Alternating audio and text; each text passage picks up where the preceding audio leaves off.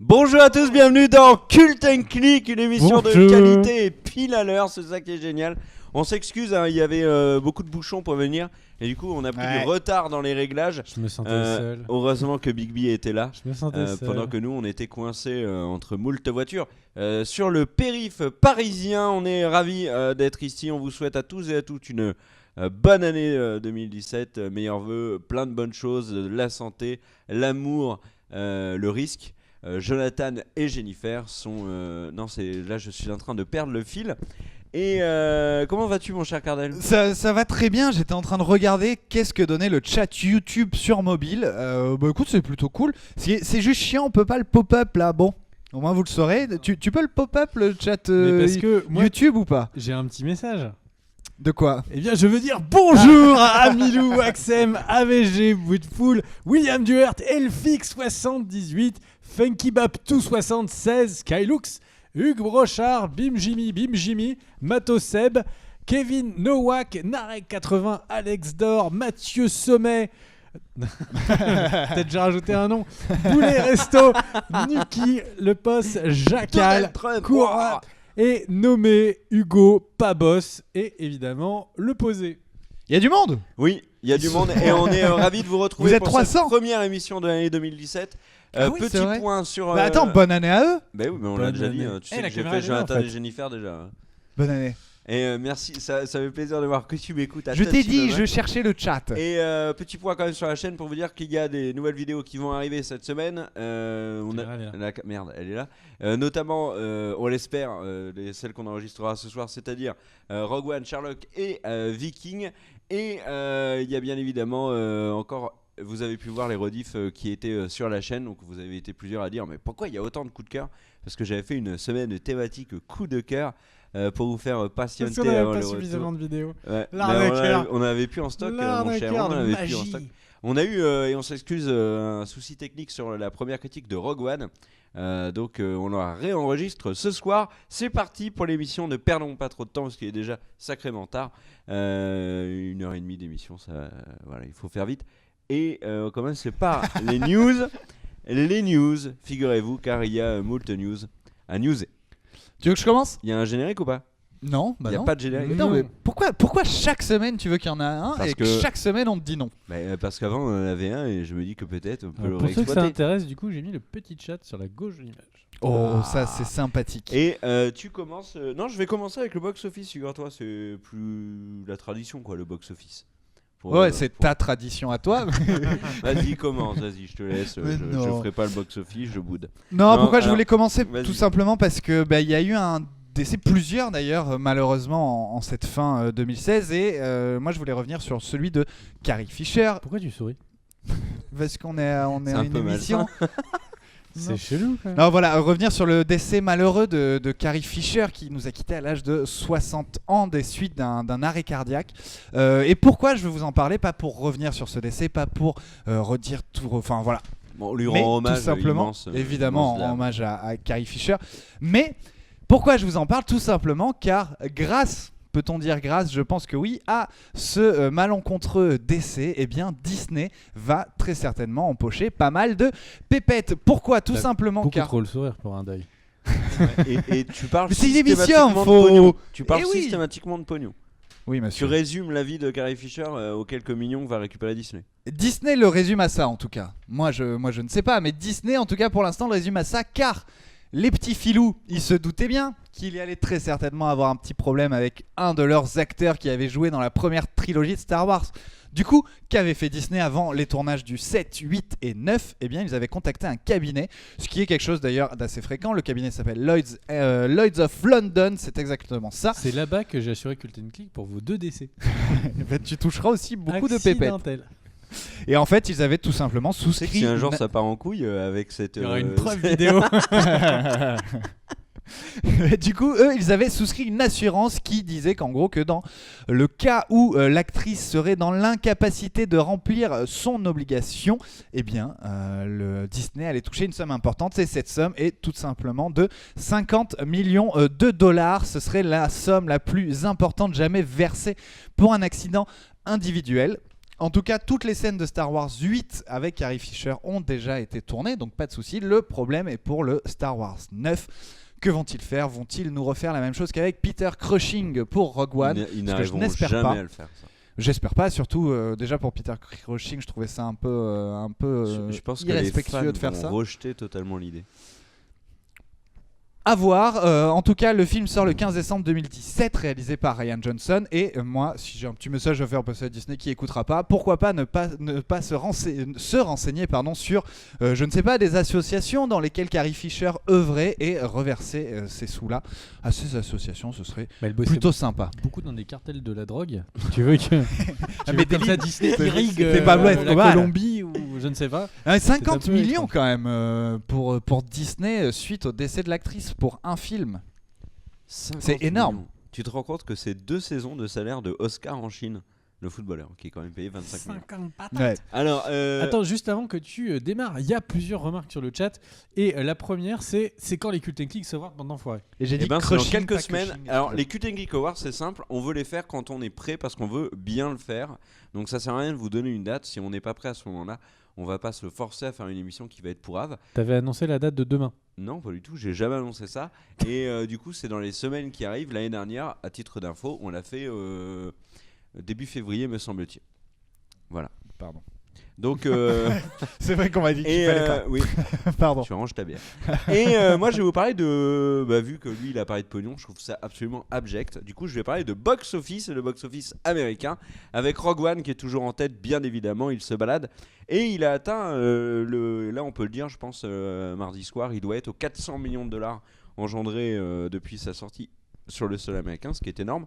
Et il devrait logiquement, selon toute probabilité, être le deuxième plus gros succès de l'année aux États-Unis derrière Le Monde de Dory, mais il a une chance encore de battre Le Monde de Dory. Là, Qui il était à va combien dépasser. Là, tu me poses une Le colle, je milliard crois ou qu'il est à- pas Non. Mais non, qu'aux États-Unis, il est à 400. Je crois qu'il est à 470 ou 490 Dory. Et là, il va dépasser, c'est sûr. Civil War, donc c'est.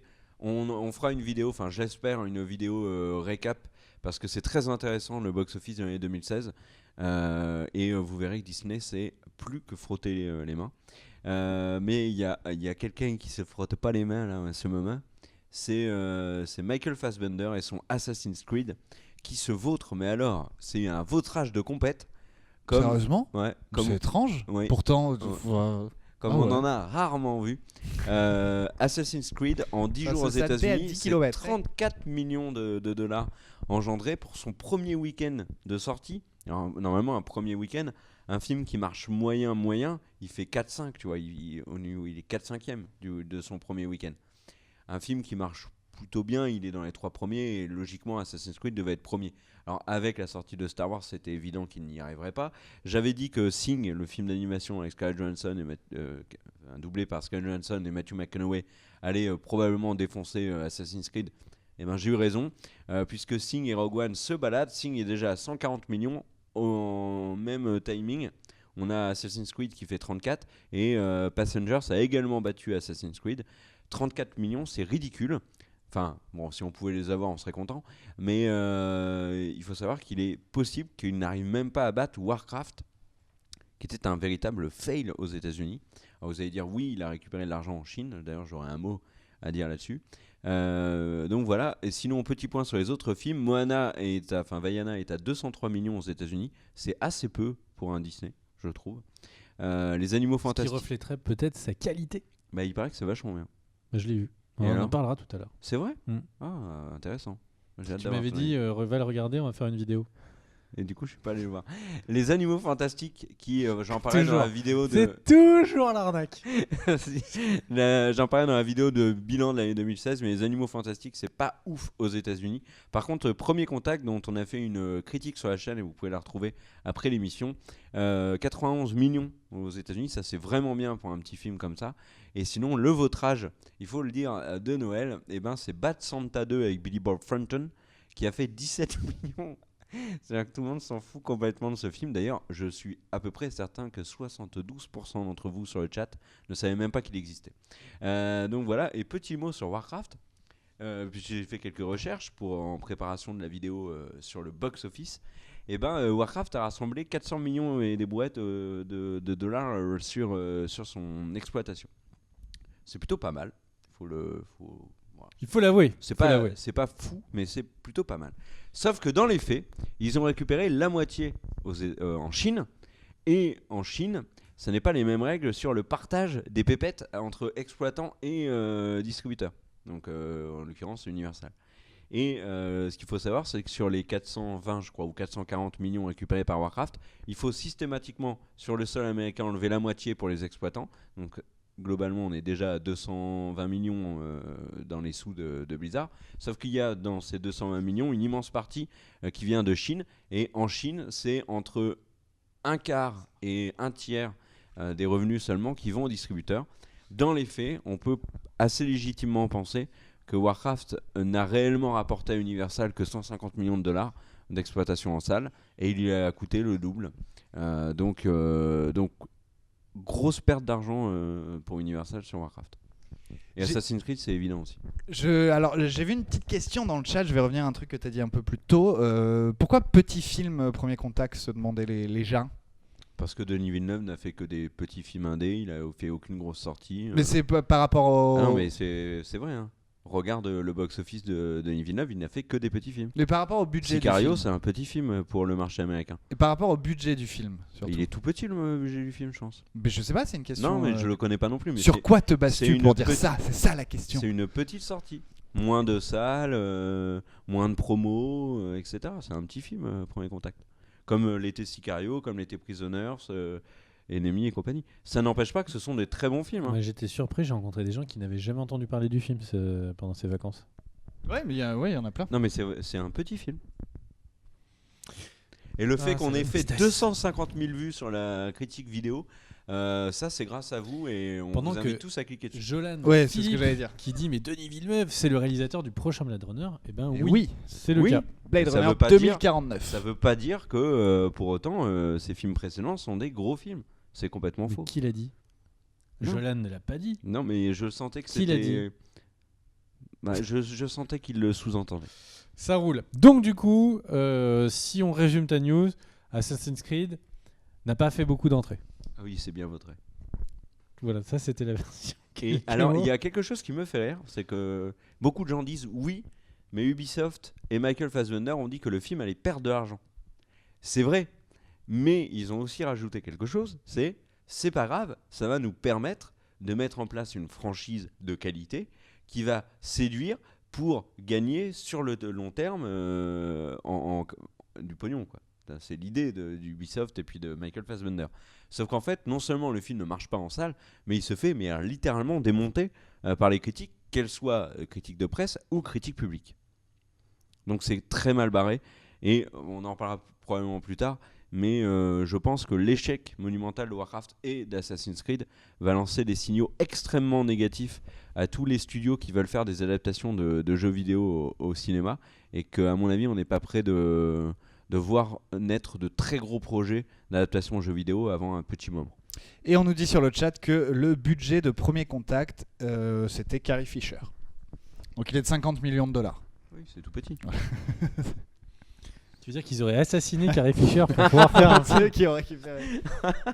Tu lances des rumeurs un peu étonnantes, mon cher Nico. Écoute, j'ose. Prochaine news, messieurs. J'ai envie de dire, c'est à moi? Oui. Si tu veux, sinon je peux en faire une comme tu veux, monsieur Big B. Bah non, fais ta première news. Ma deuxième, du coup. Ah bah alors j'en fais une. Vas-y. Alors du coup, je vais vous parler de quelqu'un qu'on aime tous.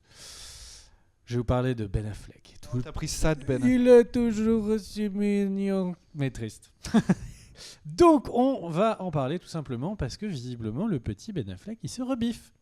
Et oui, en fait, alors on le savait, j'en avais parlé, il y a le Batman qui avait été annoncé pour une production en 2017, voire peut-être une diffusion fin 2017.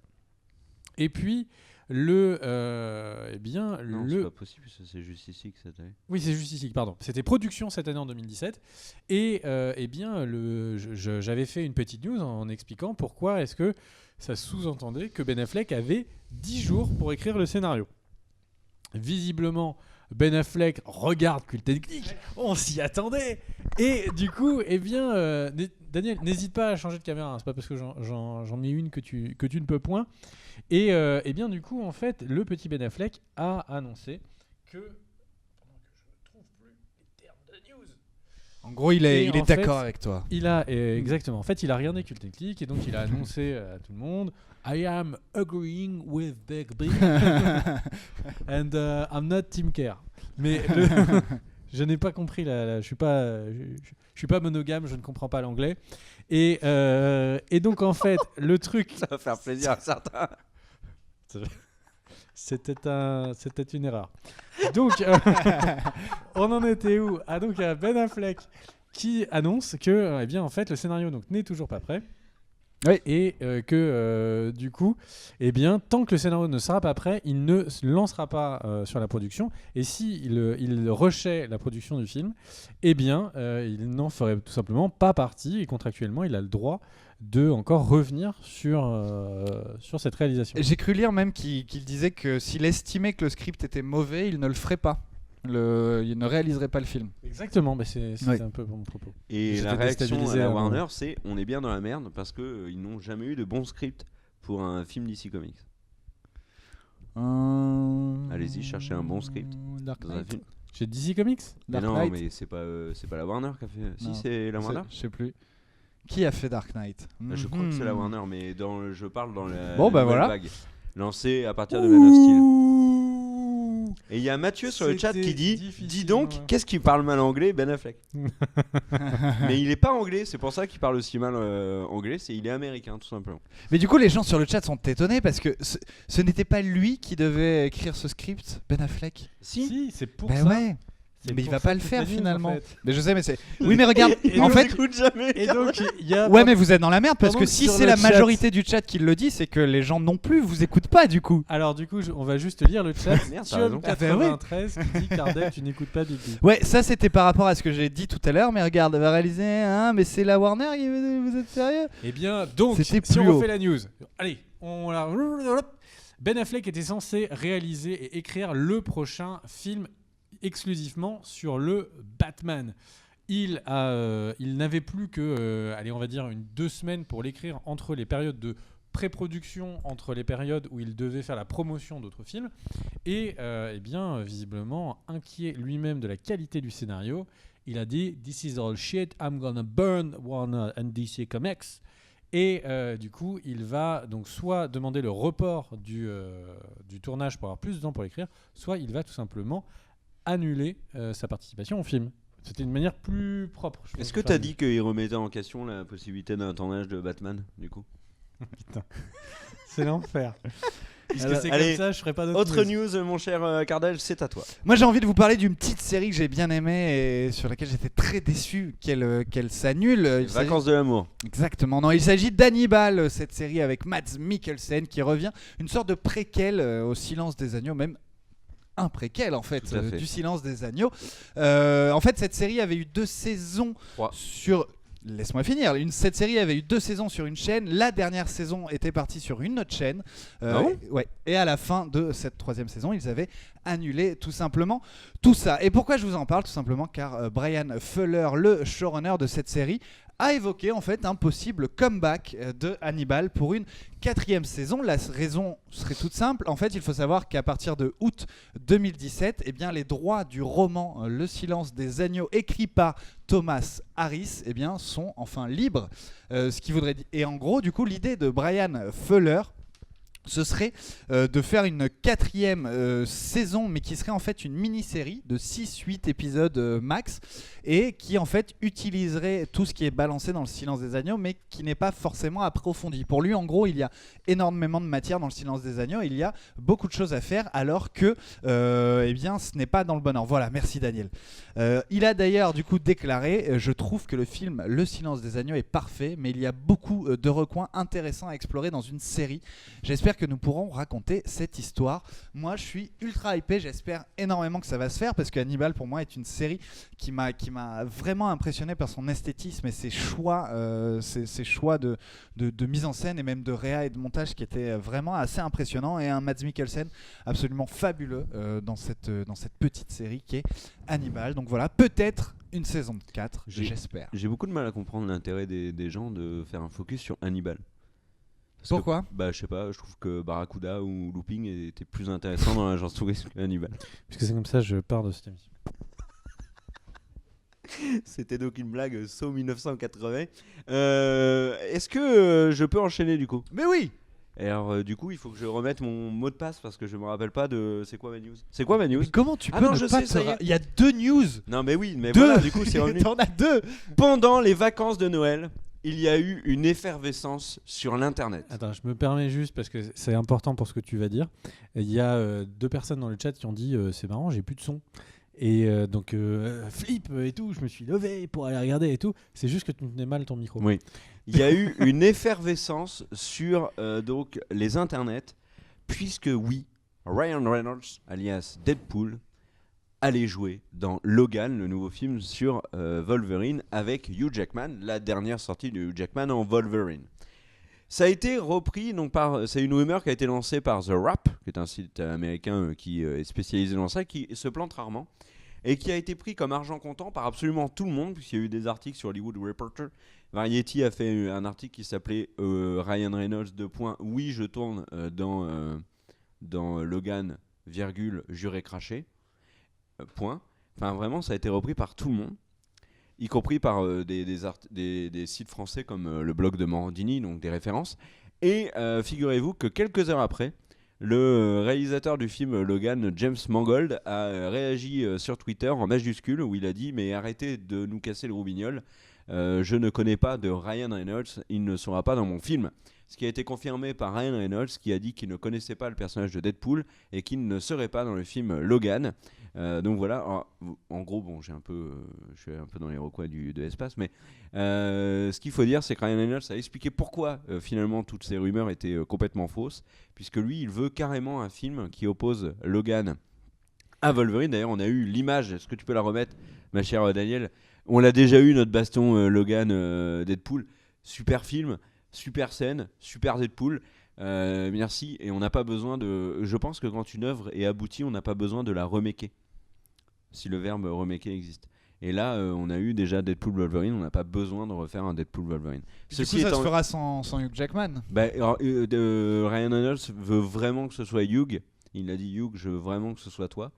Et ça va se régler à coup de Carrie Fisher, ça. À coup de 50 millions.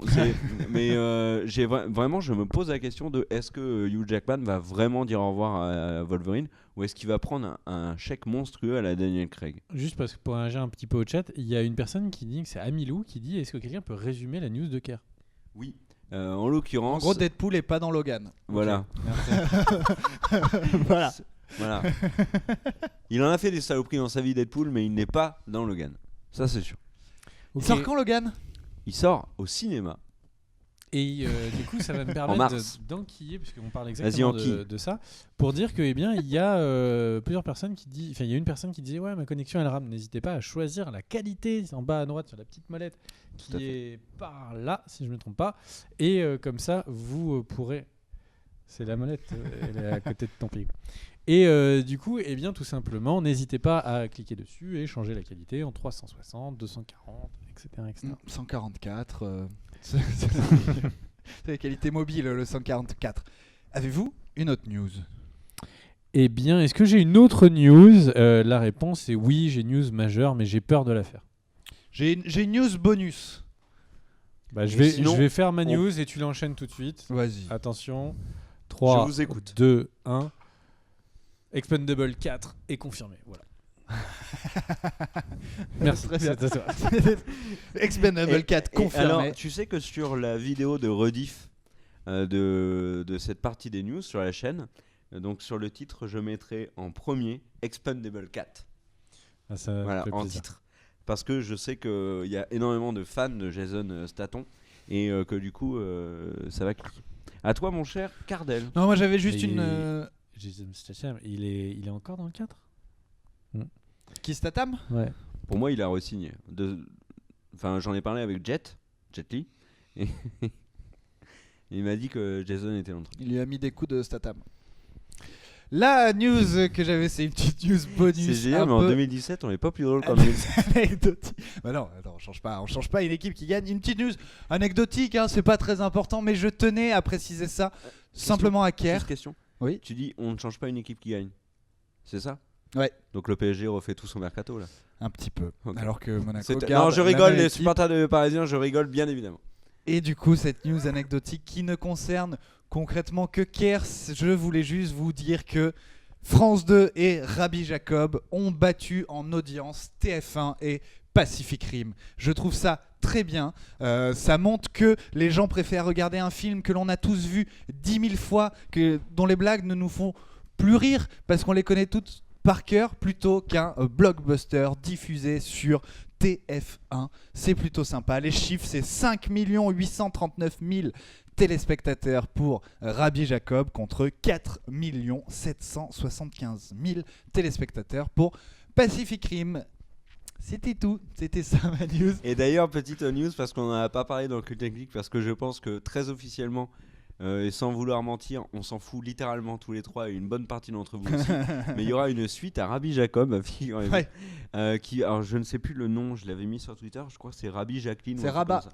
Non, c'est Rabbi Jacqueline, je crois. Et c'est pour du vrai, genre c'est pas du fake, c'est vraiment du vrai. Ils vont faire une suite à Rabbi Jacob. Ouais. Tu sais que le cinéma français va tellement mal qu'un jour ils vont nous faire un troisième bronzé. Qui sont les acteurs qui sont encore en vie ? Ah, aucun.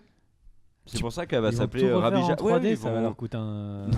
Ou est-ce qu'ils se sont dit Carrie Fisher est mort, on a touché 50 millions, on va faire que des films sur des morts, on va toucher 50 millions à chaque fois. Tu dis...